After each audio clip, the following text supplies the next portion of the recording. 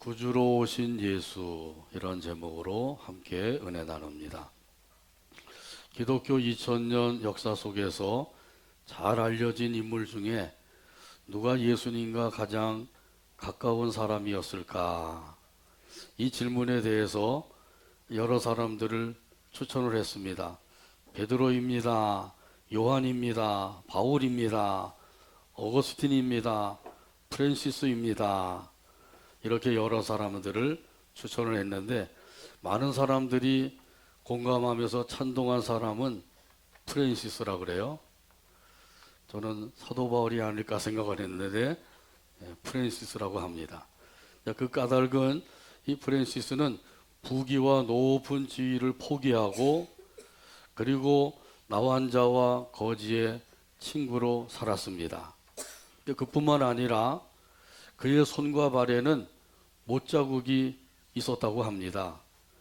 마치 부활하신 예수님의 손과 발에 못자국이 있는 것처럼 이 프란시스의 손과 발에도 못자국이 있었다 그래요. 프란시스에게 이렇게 못자국이 생기게 된 것은 그가 금식 기도를 드리기로 작정을 하고 금식 기도를 하는 가운데 이 십자가의 은혜를 크게 깨달았습니다. 그래서 예수님은 나 같은 죄인을 위해서 그 손과 발에 못 박혀 피 흘려 돌아가셨구나, 이 사실을 깊이 깨달으면서 그 은혜에 너무나도 감사해서 그 예수님이 나를 위해서 손과 발에 못에 찍혀서 피 흘려 돌아가셨다고 하는 그 사실이 너무너무 마음이 아파서 목 놓아 울었다고 합니다. 울고 또 울고 그러는 가운데 이 금식기도 작정한 것이 마치게 되었고, 그리고 금식기도를 하고 난 다음에 일어났는데 그 손과 발에 못자국이 생겼다고 하는 것이에요. 예수님과 하나가 되고 싶은 그런 그 간절한 마음이 성은으로 나타난 것이 아니냐, 이렇게 이제 이야기를 하고 있습니다. 우리 예수님께서는 그 프란시스에게만 아니라 그 십자가의 그 은혜를 생각하고 그 은혜를 받은 모든 사람들에게 우리 예수님은 동일한 은혜로 함께 하셔 주시는 줄로 믿습니다. 은혜 위에 은혜요, 은혜 중에 은혜는 구원의 은혜인 줄로 믿습니다. 그래서 우리 예수님께서는 우리 죄인들을 구원해 주시려고 이 세상에 오신 것이죠. 오늘 본문에 보게 되면 이 사실에 대해서 증거하고 있어요. 자, 그러면 예수님은 어떤 분으로 오셨는지 오늘 본문 말씀 함께 살펴보며 은혜 나눕니다. 첫 번째 같이 한번 따라서 하죠. 대제사장으로 오심. 오늘 본문 11절이에요. 11절 찾아서 같이 읽습니다. 그리스도께서는 장래 좋은 일에 대제사장으로 오사 손으로 짓지 아니한 것 곧 이 창조에 속하지 아니한 더 크고 온전한 장막으로 말미암아. 아멘. 예수님께서 장래 좋은 일에 대제사장으로 오셨다. 이 좋은 일에 대제사장으로 오셨다고 했는데, 그러면 여기서 이 좋은 일은 무엇인가 하는 것이죠. 여러분이 좋아하는 좋은 일은 어떤 것인가요? 여러 가지를 우리가 생각할 수가 있죠. 건강하게 사는 것 좋은 일이죠. 병들어서 고생을 해본 사람들은 이 건강의 소중함을 알게 되죠. 그래서 건강하게 사는 것 참으로 좋은 일이다. 또 예기치 않았던 로또 복권에 당첨되는 일, 그것도 좋은 일이죠.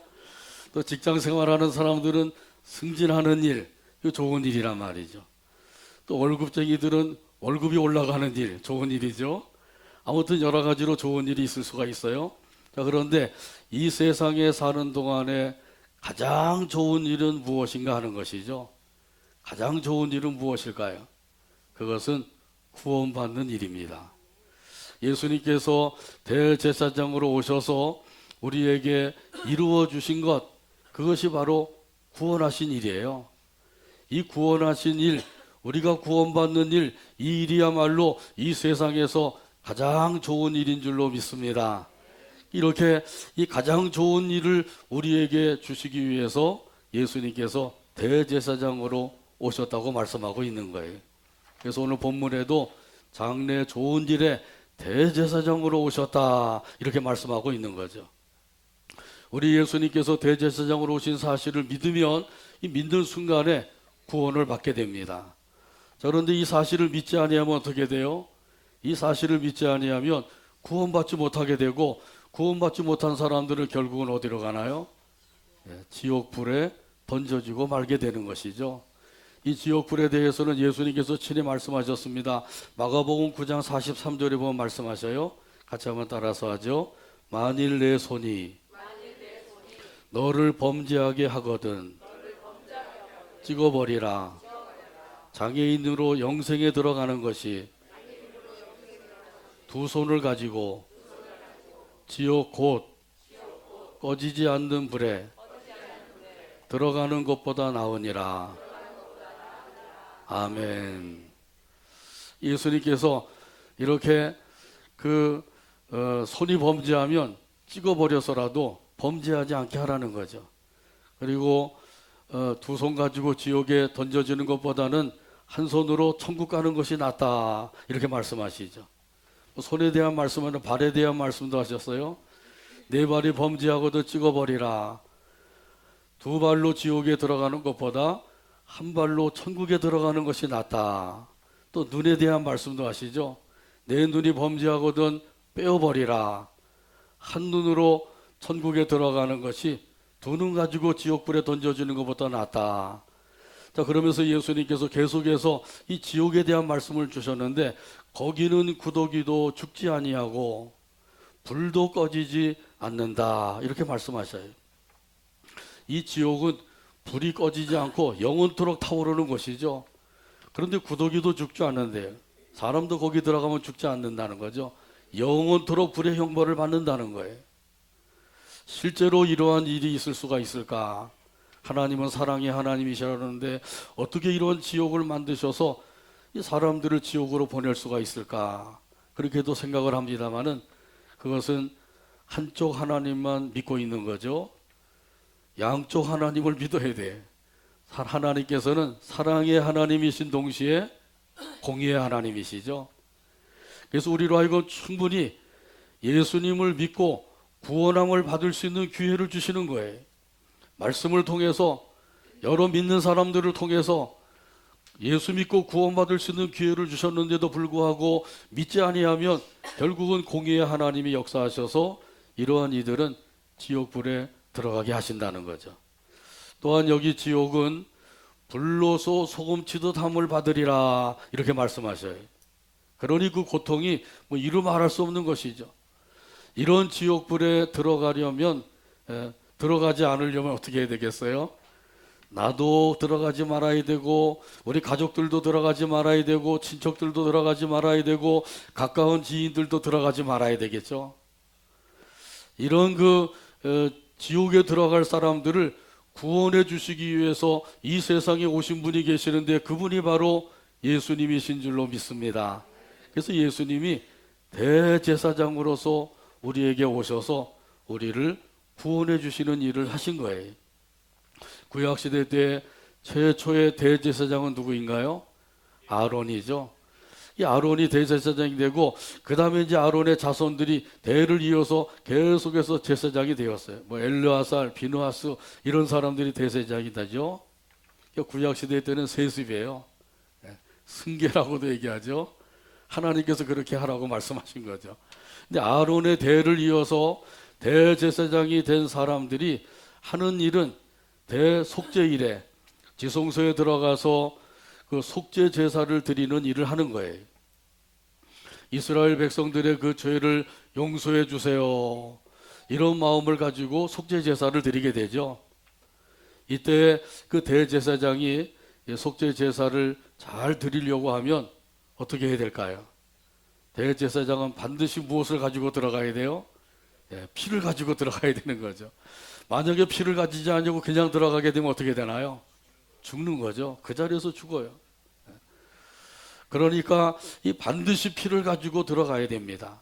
그래서 먼저는 대제사장이 수송아지를 속죄 제물로 드리고, 또 수양을 번제로 드리고, 그리고는 이제 수송아지의 피를 그릇에 담아서 그 피를 손가락으로 찍어서 그 지성소 동쪽에다가 뿌리고, 그리고 지성소 안에 속죄소 앞에다가 7번을 뿌리고 들어가는 거예요. 그리고 두 번째로는 이스라엘 백성들의 죄를 속하기 위해서 그 순염소 2마리와 또 순양 1마리를 속죄물과 번제물로 드리게 되죠. 그리고 이제 수염소 1마리의 피를 그릇에 담아가지고 역시 손가락으로 찍어서 똑같이 뿌리는 겁니다. 속죄소와 속죄소 위에 뿌리고 들어가게 되는 거죠. 이처럼 대제사장이 지성소에 들어가서 이스라엘 백성들의 죄를 속하기 위해서 들어갈 때는 반드시 피를 가지고 들어가야 돼요. 뭐 짐승의 피도 좋으니까 아무튼 피를 가지고 들어가야 되는 거죠. 그래야만 자기도 살고 이스라엘 백성들의 죄를 속해줄 수가 있단 말이죠. 자, 이처럼 그 대제사장은 그 짐승의 피를 가지고 들어갔지만은 우리의 대제사장이 되시는 예수님께서는 자기의 피를 가지고 들어가셨다고 하는 말씀이에요. 이 말씀이 어디에 나와요? 이 말씀이 오늘 본문 12절에 보면 나오죠. 12절 찾아서 같이 읽겠습니다. 염소와 송아지의 피로 하지 아니하고 오직 자기의 피로 영원한 속죄를 이루사 단번에 성소에 들어가셨느니라. 아멘. 이 땅에 속한 제사장들은 그 염소나 송아지 이런 짐승의 피를 가지고 들어갔지만은 예수님께서는 자기의 피를 가지고 들어가셨다고 하는 말씀이에요. 피는 피인데 그 피의 성격이 완전히 다르죠. 짐승의 피와 예수님의 피, 이건 비교가 안 되는 거죠. 우리 예수님의 피는 이 세상에 단 하나밖에 없는 피예요. 창세 이후로 지금까지 오면서 예수님의 피 같은 피는 단 하나밖에 없는 거죠. 왜 그런가요? 예수님은 죄가 없으신 분이고 의로우신 분이기 때문에 그 피는 죄로 더러워지지 아니하고 의로운 피란 말이죠. 자, 그러나 다른 모든 사람들은 다 죄인이죠. 그래서 그 피는 다 죄인의 피예요. 죄로 더러워진 피란 말이죠. 예수님께서 이러한 의로운 피를 가지고 지성소에 들어가셨다. 그것도 단번에 들어가셨다. 이렇게 말씀하시잖아요. 여기 단번이라고 하는 것은 단 한 번에 완전히 그런 뜻이란 말이죠. 단 한 번에 완전히 영원히 들어가셨다. 땅에 속한 제사장들은 해마다 들어가야 되죠. 1년에 한 번씩은 대속죄 제사를 드려야 된단 말이죠. 그러나 예수님은 단번에 들어가셨다. 단 한 번에 완전한 제사, 영원한 제사를 드려주셨기 때문에 더 이상 예수님께서 다시 십자가에 달려 돌아가시고 하늘 지성소에 들어가시는 그런 일이 없을 것이라는 거죠. 이런 예수님을 믿기만 하면 어떤 죄를 지었다 할지라도 그 죄를 사함받고 구원함을 받게 되는 줄로 믿습니다. 그래서 좋은 일에 대제사장으로 오신 예수님을 꼭 믿으시기를 바랍니다. 찬송가 257장 3절에 보면 이런 가사가 있어요. 나 같은 죄인이 용서함 받아서 주 앞에 옳다함 얻음은 확실히 믿기는 어린 양 예수의 그 피로 속죄함 얻었네. 257장 3절 가사를 생각하면서 함께 찬양합니다.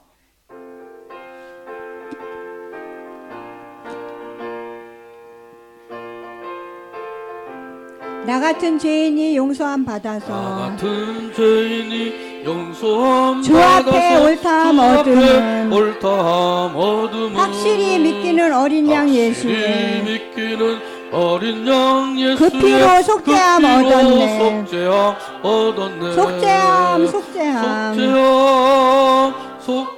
예수 내 죄를 속했네. 주 예수 내 죄를 속했네. 할렐루야 소리를 할렐루야 소리를 합하여 함께 찬송하세.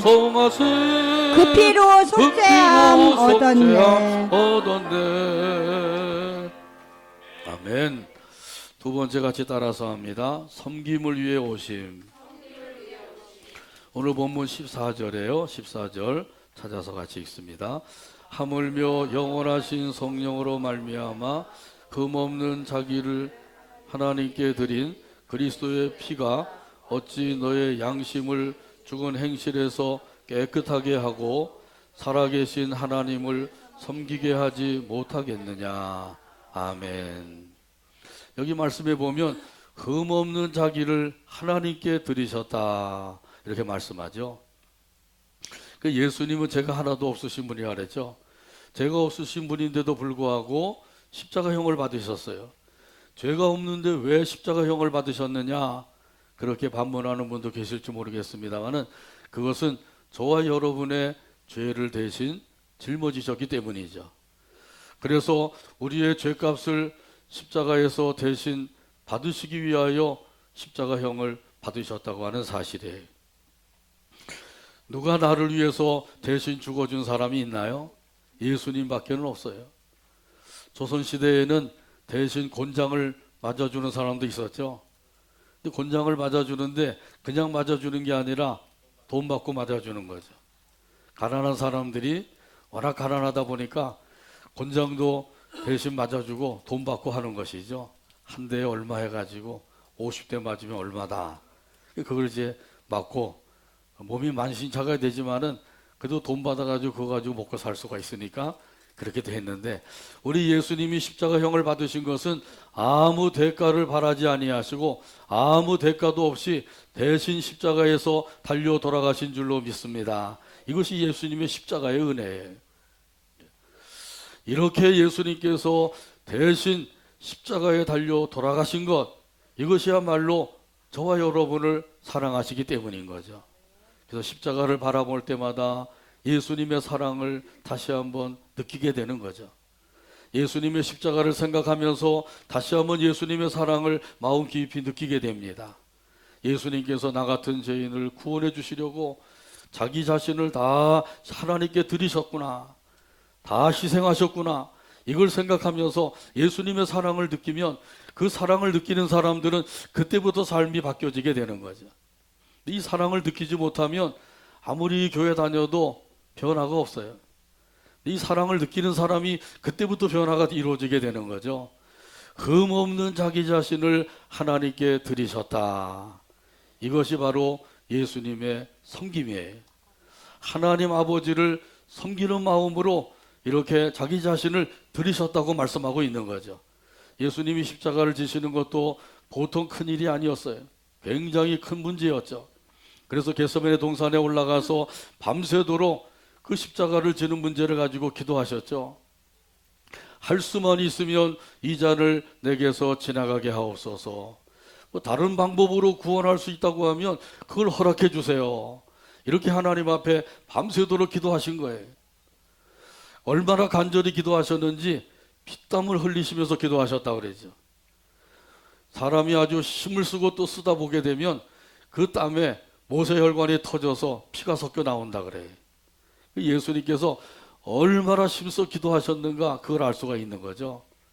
나중에는 지쳐 쓰러질 정도가 되니까 천사가 와서 그를 도와주었다 그랬어요.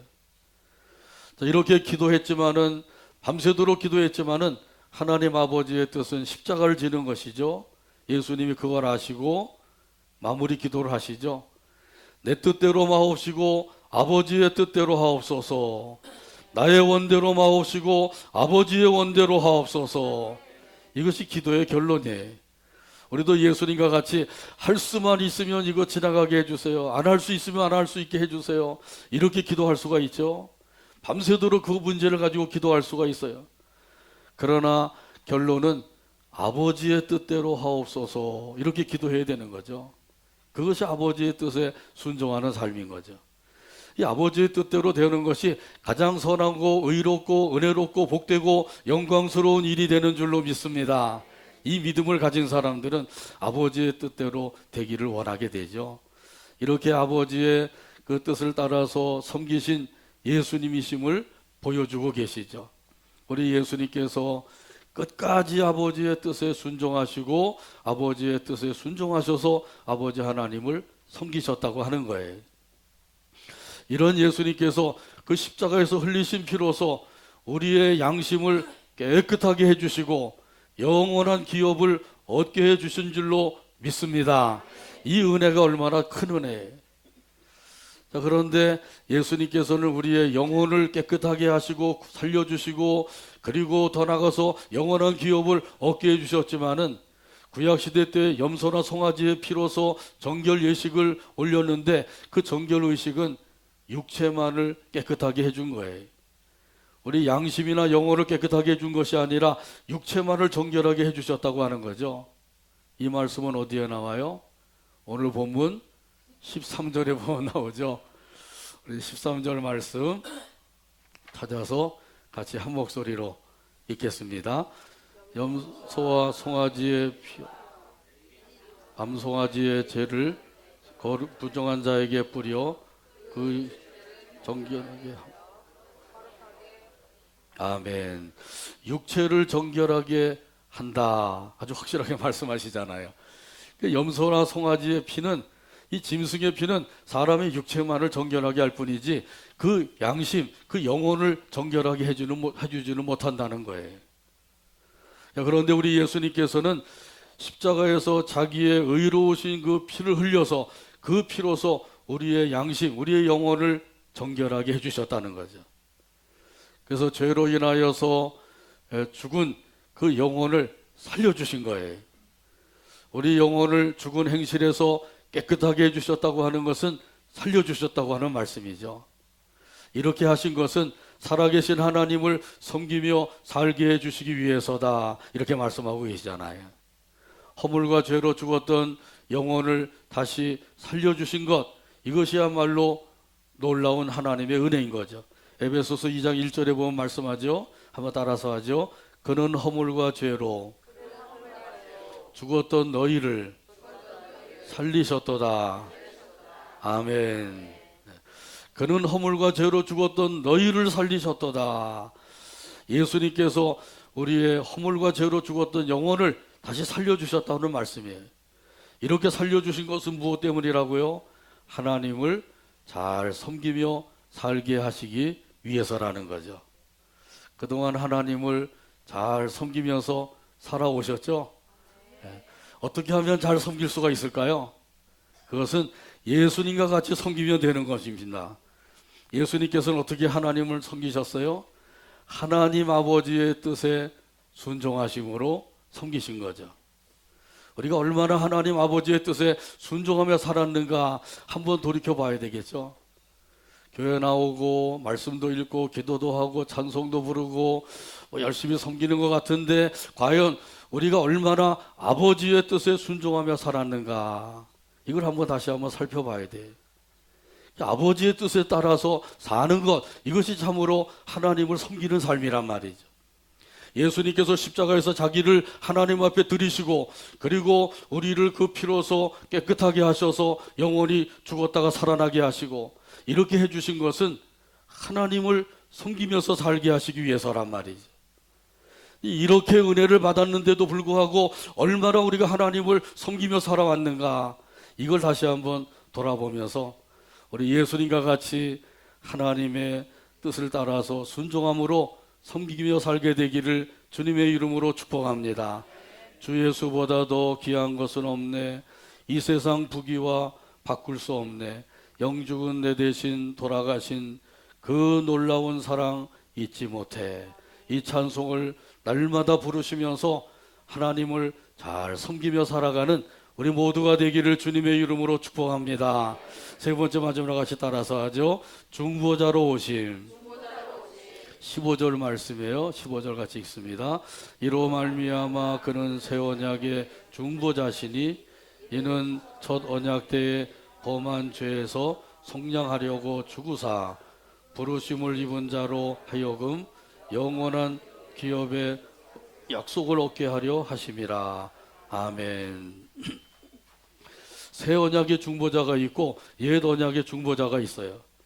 여기 옛 언약이라고 하는 것은 오늘 본문에 보면 첫 언약이라고 말씀하죠.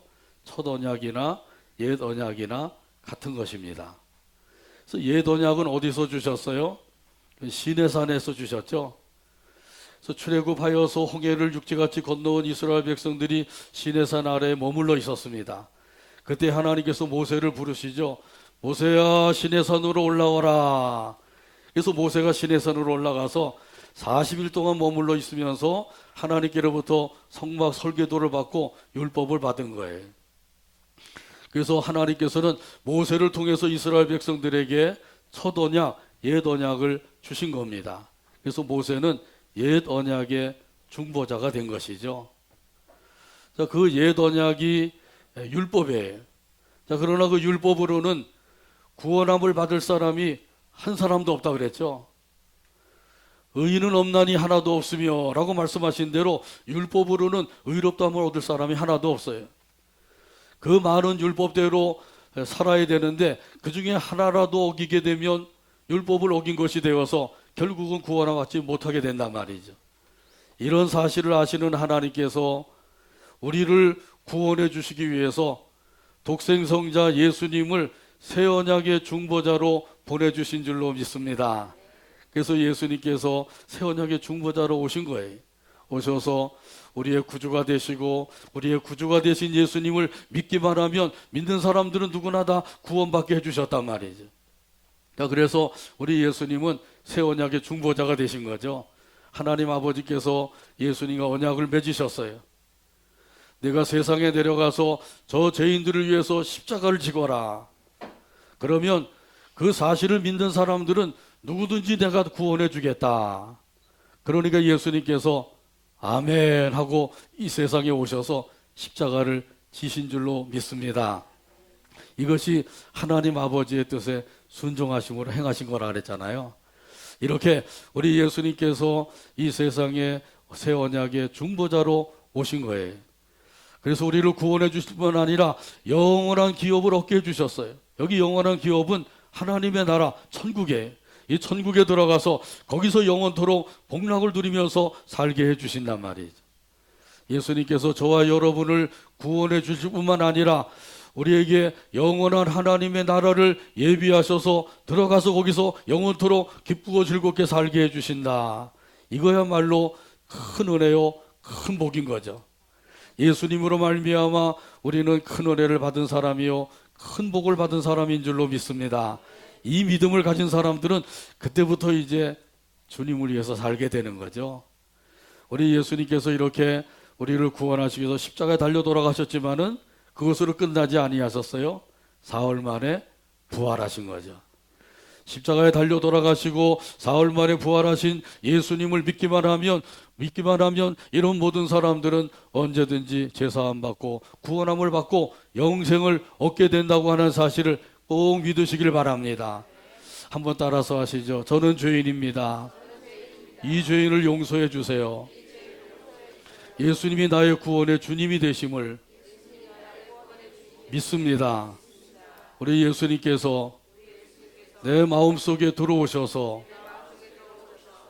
나의 구원의 주님이 되어주세요. 예수님의 이름으로 기도합니다. 진실한 마음으로 이렇게 기도만 하면 예수님께서 우리 마음속에 들어오셔서 우리의 더욱 추하고 더러운 죄를 깨끗하게 해주시고 우리를 구원해 주시고 영생을 얻게 해주시는 거예요. 이것이야말로 세상의 어떤 것보다도 큰 복인 겁니다. 이러한 복을 받아 누리며 살게 되기를 주님의 이름으로 축복합니다. 오늘 말씀을 했습니다. 예수님이 이 세상에 오신 것은 구원해 주시기 위해서이죠. 그래서 대제사장으로 오셨고 섬김을 위해서 오셨고 중보자로 오신 거예요. 이 사실을 믿기만 하면 되는 겁니다. 이런 예수님을 내 마음속에 모셔드리기만 하면 되는 거예요.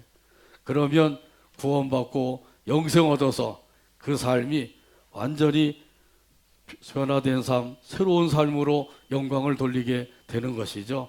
이러한 우리 모두의 삶이 되기를 주님의 이름으로 축복합니다. 기도합니다.